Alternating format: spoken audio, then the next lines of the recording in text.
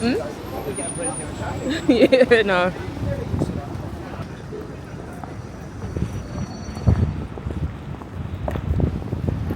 Good evening. Good evening, guys. Hope you're all doing well. It is day 10. Yes, it's day 10 of Vlogmas. I was working all day today, as you saw. Only so much, obviously, I can record whilst working. But I'm back home now. It's 5:30. Again, it's going to be a really, really short one. But I hope you guys are having a great start to the week. Am I? I mean, as you can see, I look a bit disgruntled. So there's that. I think for some of the other Vlogmases, I am going to add in just a bit of content for you guys to watch, i.e., you know, sit down videos and stuff like that. So hopefully tomorrow I can record that when I look a bit more presentable. But yeah, that is it for today. So I will catch you guys tomorrow. All right, take care. Bye. Good evening, guys. I am back. So I've had my shower. I know I said bye before, but I'm back. Because yesterday was really hectic at work. Brothel. Because yesterday was really hectic at work, and I closed the vlog literally after I left Westfield without saying bye to you guys, which I'm really sorry about, on Sunday. I never got to share with you some things that happened and some observations that I've made. And funnily enough, yesterday myself and Sarah were speaking about it. As I showed you guys, I went to Westfield. Sarah had some Zara returns to make, and I thought, oh, let me just, you know, top up on my skincare products that were running low.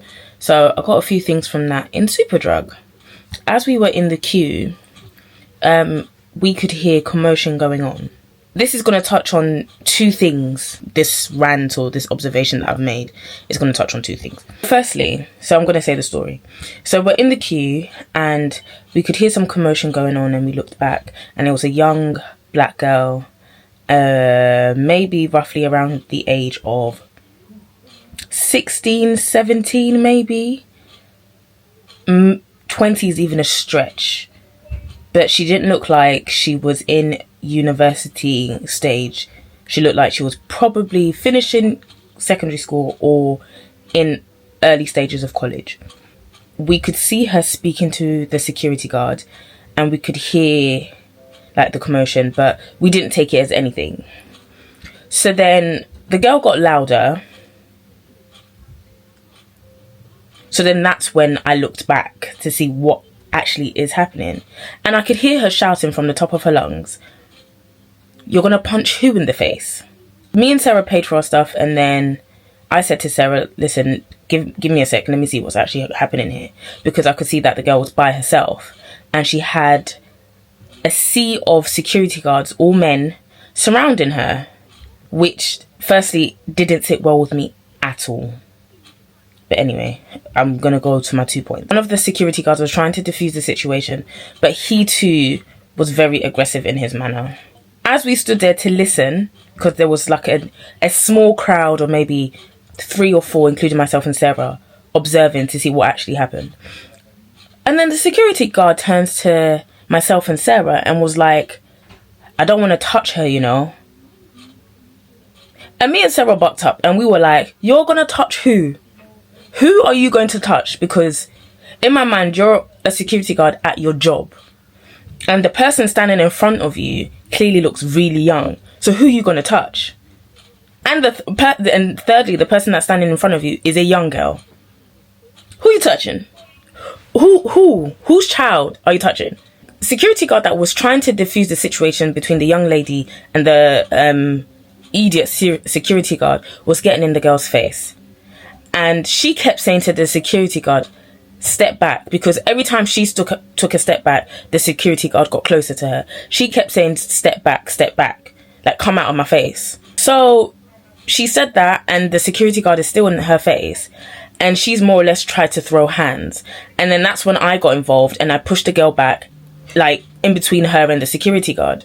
But I looked at her and I said, "What happened?" And she said, "I tried to tell him to get out of my face, but she broke down crying." So my 2 points are, the first one, it is very, very hard to see, as a black woman that I am now, to see young girls by themselves, surrounded by men, feeling threatened, and nobody standing up for her. Like, from the queue, even paying, I was still like looking back to see, because when we were growing up in London, a lot of these situations happened and it would always go left. Now, the story was the girl was with her friend, which was a boy, and they allegedly stole something. And I'm assuming as they walked out the shop, the security guard chased them, but that part I didn't see. The security guards chased them out the shop and they ran as the security guards were shouting, "Hey, hey, hey."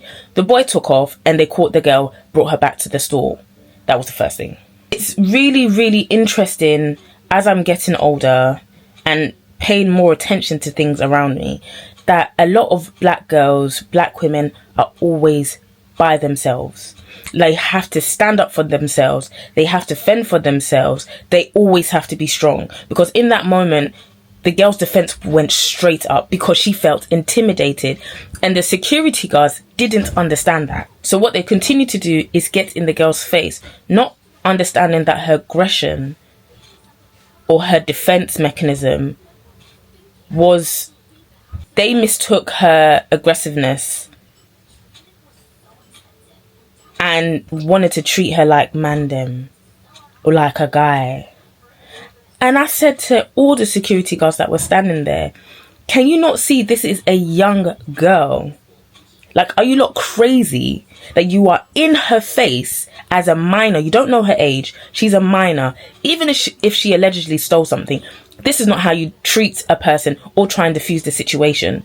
The girl has backed up and has told you guys she didn't take anything. They searched her already. By the time we had even gotten to where they were standing, they had searched the girl already, but were still insisting to take her into the back to view the CCTV cameras.